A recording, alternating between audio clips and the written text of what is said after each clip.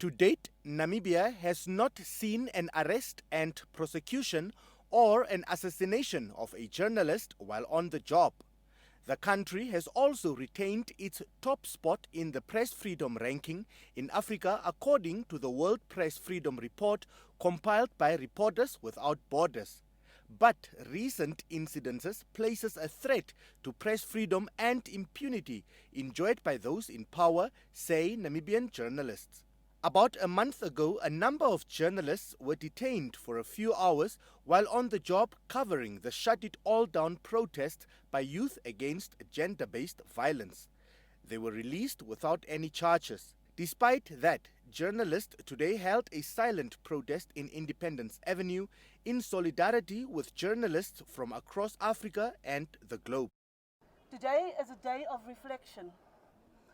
It is an opportunity to focus our attention on journalists who are being persecuted, forcibly disappeared or killed, and giving priority to the number and numerous unsolved crimes against journalists. In June this year, journalist Jemima Beekes was allegedly manhandled by the police.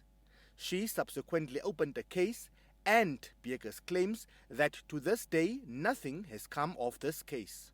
Personally, I have been manhandled by the police. I'm still waiting for a response from the police. So absolutely, I agree. There is impunity against journalists, and we really need to speak out.